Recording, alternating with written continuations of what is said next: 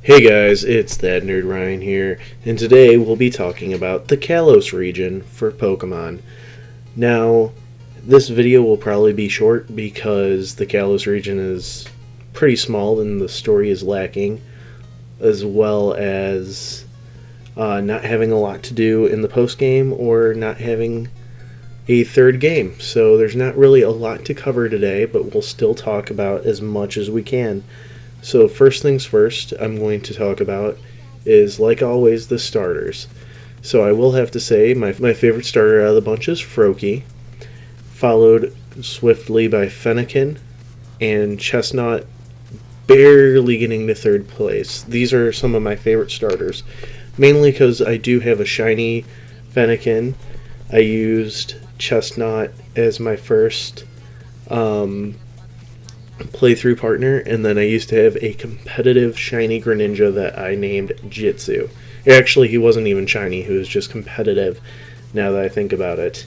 But these are some of my favorite starters of all time, but I would definitely choose Froakie the next time that I'm going through on the games. So on that, we'll talk about some other favorite Pokemon of this region that I really like. I'm going to have to say I really enjoy Talonflame. I enjoy the introduction of the fairy type when you give it to Sylveon. Otherwise, you'll notice in the next three videos that when I talk about the fairy types, anything straight fairy type I don't really care for that much. I don't like the designs, and I don't like how they're all, for some reason, mostly related to food.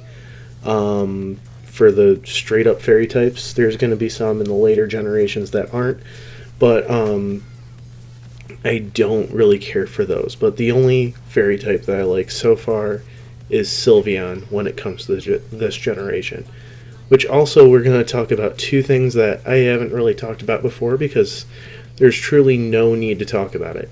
Now, I know this isn't the first generation where they introduced new typings, as in Generation 2 introducing Dark and Steel, but those have been so ingrained in our Pokemon society that it's very hard to even realize that they didn't even exist in Gen 1 until you play a Gen 1 game.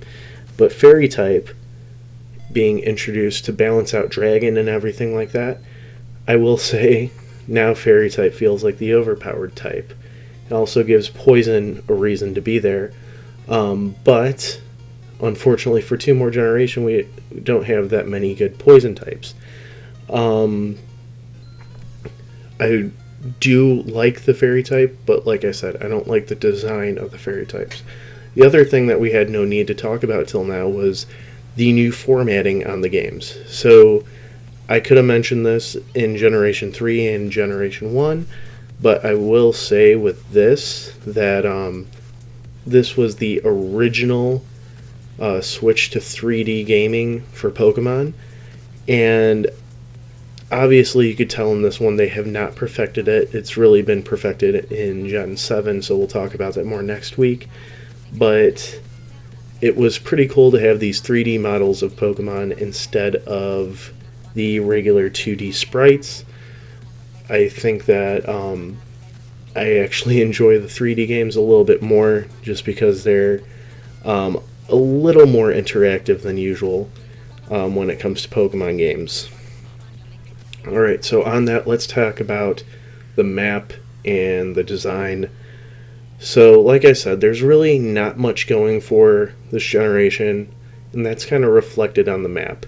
A lot of the routes are very linear and really have nothing to do, while the cities, I do feel, are very bland, and the fact that you only really need to focus on where the Pokemon Center is and where the gym is, if there is a gym, or wherever the plot leads you to in that section.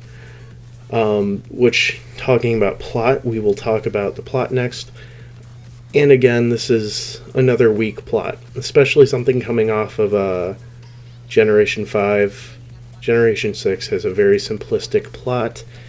I feel like this is kind of like, you know, if you were to go to a certain movie or go to a certain thing, and it's showing that there's nothing really going on, but ooh, look at the spectacle. I feel like this game was more focused on the graphics than it was for the actual story or for any actual depth in it. I will say, though, that I do enjoy the evil team. Actually, I don't enjoy the evil team per se, but I enjoy Lysander, and I enjoy how he's very focused on and almost succeeds in destroying the world.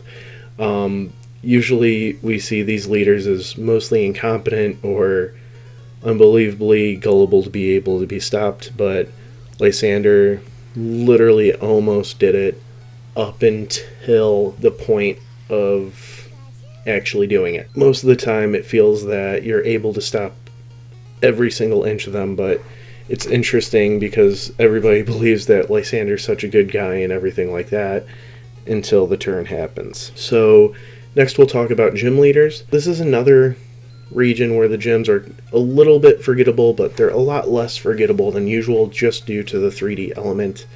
I really enjoyed the second gym design as well as the grass gym, but other than that, I don't really remember who the gym leaders are and anything like that. Next up would be the Elite Four, and I have to say this was probably the dullest Elite Four that I've ever seen.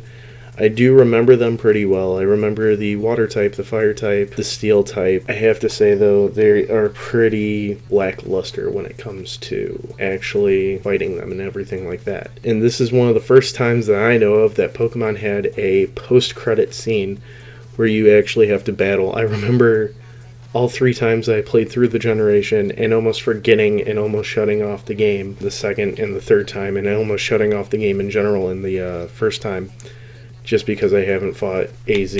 So, like I said, this is probably a shorter video than any of the other generations. So I will say that I give this generation probably the lowest score I've given yet, probably a 5 out of 10.